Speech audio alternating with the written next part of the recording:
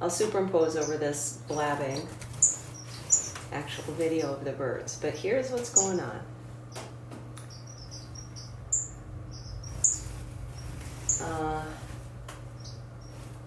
Because as usual, highs and lows and strange things happening, as is typical of keeping finches. So I'll start with the lows. When I was getting ready to go on my backpacking trip and watching trail conditions, and they were beyond my skill grade, so still hoping to get on the trail.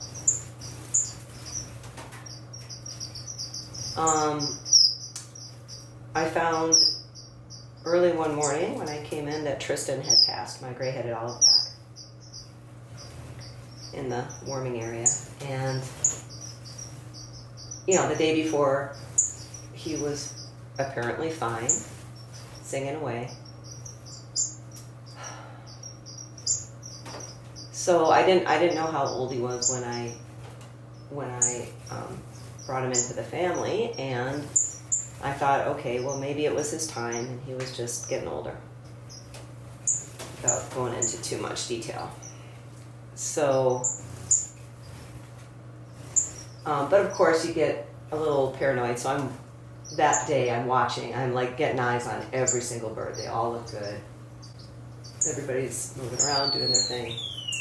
But it's very crowded in here because I had moved most of the birds into the aviary because they were easier to take care of when I was going to be gone. And the next morning, I come down and there are 2 more dead birds in the aviary. Rain, one of my breeding twin spots, females, and one of the chicks. Twin spot chicks. So now I'm thinking this is a disaster, and I don't even know what kind of disaster it is. There's 2 things that go through your mind. One is night fright. Whenever birds are fine and then the next morning they're gone, goes through your mind. And then you go, well, did I miss something, some latent disease process that they looked fine or they were hiding it when you were around or whatever. But I spend a lot of time just sitting quietly watching the birds. Still, I emptied the stream, I cleaned everything, pulled out a bunch of the planters to kind of simplify the space a little bit and clean. And anyway, meanwhile, I'm not able to go on my trip, which turns out to be a good thing.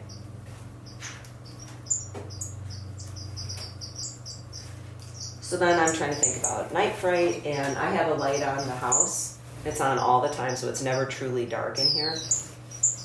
And then it has a motion sensor that will come on because there are a lot of critters that would like to bother my birds. Lots. Raccoons, snakes, mice, rats.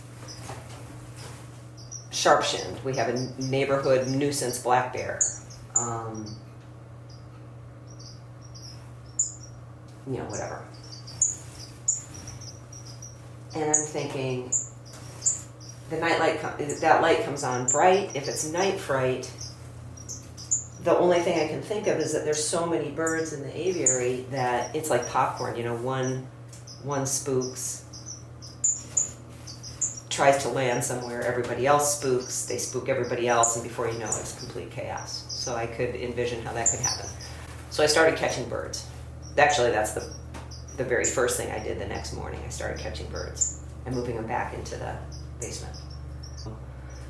So,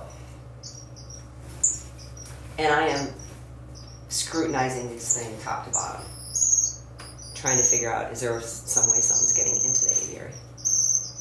So I set up the trail camera underneath the warming area that day. And I can't, I'm wiggling everything, and I can't figure out everything, and this is early in the morning, it's kind of chilly. And I decided, just in case, I'm going to rebuild the entire place under the warming area And I tore out all the boards in the porch thinking that if there's any vulnerable area, it would be somewhere over here. So I rebuilt all that day. And as I'm doing that, and I'm opening and closing the door to the warming area, I notice that the hose that goes in there has a little kink in it. Not at the moment, but you can see where it has been kinking. So here's, long story short, here's what I believe happened. When I moved the controllers into the aviary, instead of a 1/4 inch hose running from the outside of the aviary into the aviary through the hardware cloth, the 1/4 inch metal hardware cloth, now the entire hose comes in. So of course you drill a hole that's big enough for the fitting. And I didn't do what I should have done, which was I should have put a bulkhead in there. And what that means is it's a rigid, usually plastic, thick plastic connector that has a built-in flange, so the hose would connect to the inside and a separate hose connects to the outside, and then there's this rigid bulkhead in between that's blocking any possible gap. And it's screwed together, it's tight and everything, and I didn't do that. What I did was I drilled a hole, stuck the hose through, and then I built my own flange of the hardware cloth, folded it up, built it, and wrapped it around the hose to block the little gap. Because when you drill a hole, right, if the hose is in the center of the hole, it looks like the gap is teeny tiny. But the hose, of course, sits down, and then it opens up a crescent at the top, and I know that, so I locked that thing in. What I stupidly did not think about is that when the weather gets warmer, the hose material gets more pliable, more flexible. And with the weight of the water, it caused the hose to kink. And when it kinked, it opened up a new crescent. And not only did it open up a crescent, there was a hose runway right to where the hole was into the aviary. So I repaired that. I also tore out the drain, which was a vulnerable area, and I packed it with 3 inches thick full of epoxy, which is like cement. It's this stuff, the rocks. I redid the conduit where the electrical comes in, and I epoxied around the hose to not only glue to the hose to keep it rigid, but to fill that gap. So the next morning I came down, checked the trail camera, and sure enough I had caught a mouse under the aviary. But I'd also lost another bird, so I lost my male violet ear waxbill.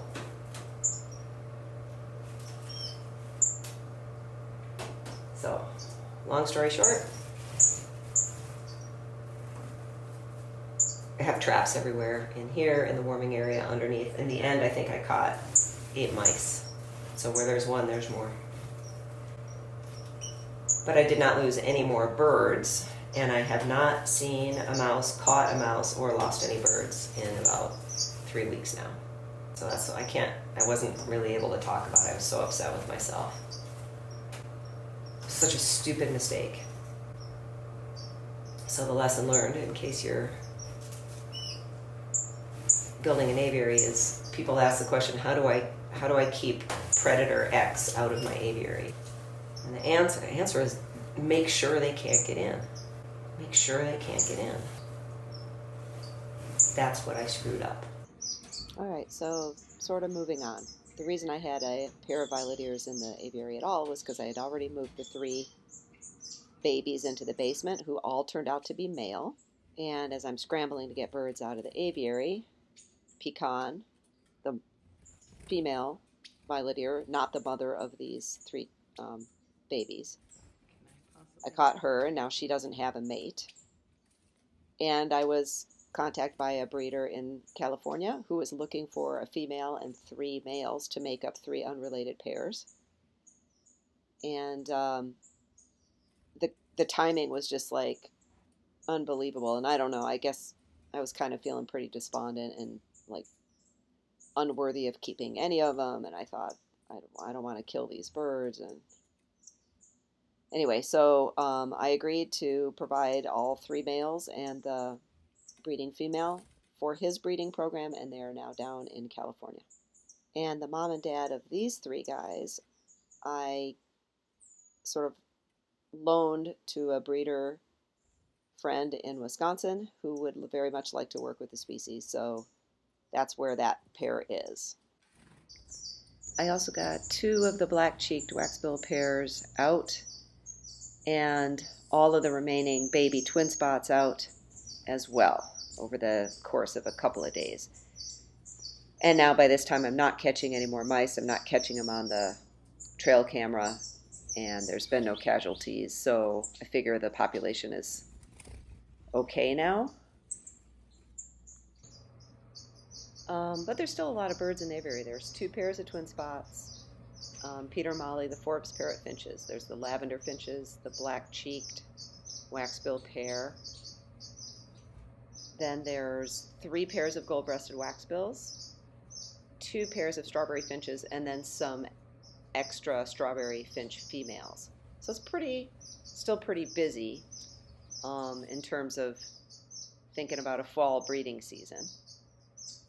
But I'm trying to kind of regroup, and I've been working on the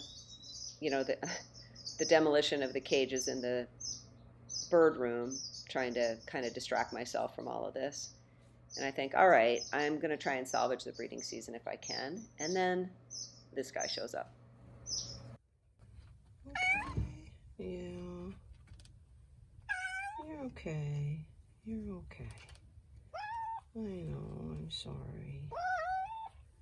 I know. So luckily this guy, I guess luckily, must have been somebody's pet at one point. I think he got dumped. There's no microchip or tags, but he was trying to break into the aviary to get the birds. So of course, that's freaking them out. Luckily I was able to get a hold of him and get him to a place where they can either find his owner or find a new home. So there's that. Meanwhile, Goldbreast pair number 1 builds a nest over in the manzanita. Goldbreast pair number 2 builds a nest up here on the shelf.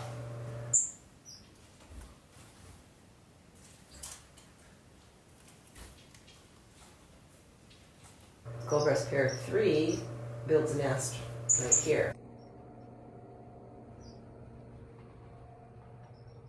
The lavenders build a nest in the willow tree.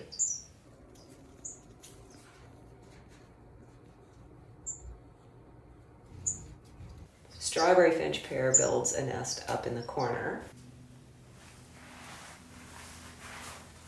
Black cheeks build a nest sort of low down in that tree. The twin spots who are overwhelmed, they're my 2 breeding pair, they're doing absolutely nothing because they're freaked out. The lavender finches are in everybody's business. The black cheeks are stealing from everybody. The goldbreasts hate each other. The strawberry finches are chasing each other and everybody else. So I'm like, okay, that's fine. I don't expect anything interesting to happen. You know, if you would go in the warming area, I will move you to the basement where your boyfriend is. But you have to go in there. I was just about to mention before I was distracted that because the berries were just starting to build the nest and hadn't started laying yet, I decided to move them out of the aviary to reduce some of the chaos. And now, of course, I'm getting strawberry finch eggs on the floor. One more strawberry is out here. But now things have settled down a bit. And I believe yesterday, as I was working on the warming area cage, I don't believe that I see both black cheeks out at the same time anymore. Both the lavenders are out. Okay, so the lavender finches, I think, are probably the same sex. They built that nest, and it's beautiful. They've added to it. They've decorated it. It's gorgeous. I'll show you pictures. But there's absolutely no interest in it. They're interested in everybody else's nest. So I don't seen this. So I don't believe there's anything, unless it's a roosting nest or something perhaps. So, what I'm hoping is going to happen is now that it's settling down at least a little bit, perhaps the twin spots will go to nest. I did move one of the pairs back into the bird room where it's a little bit more settled and they have their own space, and maybe, but I'm kind of doubtful I'm going to get any twin spot chicks this breeding season. Black cheeks, maybe. One pair in the basement, maybe. Nesting. They built a nest, but whether there's anything going on, they're not incubating. I can tell you that. I did put a young pair of twin spots in with the black cheeks to see if I could use them to teach the black cheeks to eat a better diet. My ongoing fear that they're not happy with their diet, and the Twinkies will eat. They're kind of trained when they're just fledgling. I expose them to lots of different kinds of food and lots of different kinds of feeders, and they're in the aviary, they're in cages, they have different birds that they're spending time with, different energies. Try to build a robust temperament, kind of, if you think of it that way, like you would with a puppy.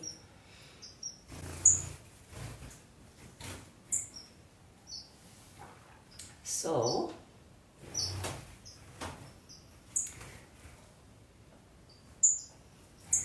you can tell it's actually pretty cool in here right now. So now that the gold breasts are actually incubating, these guys are. Maybe you can see her sitting there. There were only 2 eggs yesterday. There should be 3 this morning. I guess I can check. Just do that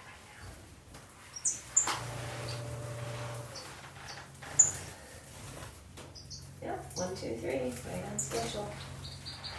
You're fine. Oh, did I spook you out too? I did. I spooked the black cheek out. So I better go sit over here now.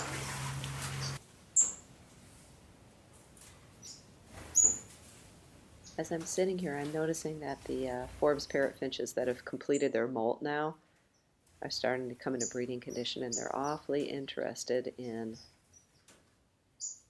that mass of material where the gold breasts have their nests. So I think I better distract them and try and find a better spot for them. What I really should do is catch them and move them out of the aviary. Once they go into real breeding condition, there is an awful lot of chasing and some pretty intense bickering that happens in the Forbes parrot finches. But I've got some time, and as an experiment to see if I can entice them away, I guess that's what I'll do for now.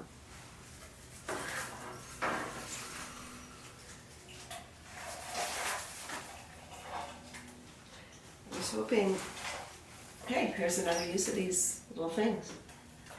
Balconies. I was hoping Peter and Molly White might want that as a nesting site because they're bugging the gold-breasted nest that's up there. But they like sort of cavity, more darker. So I'm going to stick this in the farthest corner I can find, and try to convince them that that's where they want to be.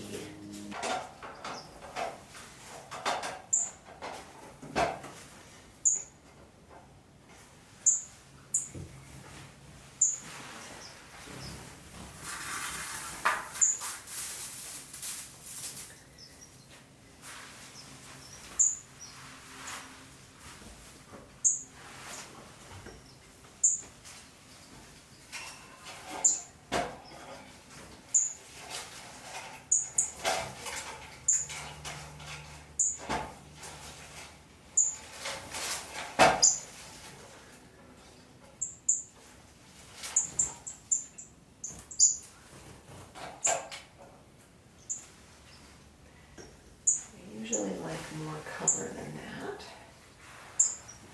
So, can you see it? Perfect. This is exactly what they like.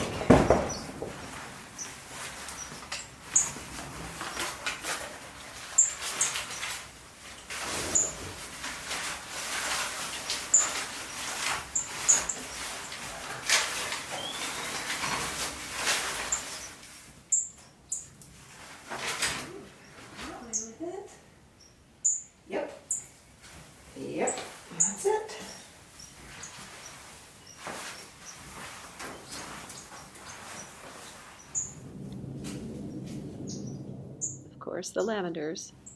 They're a great species. They're super curious, super active birds, but they are nosy.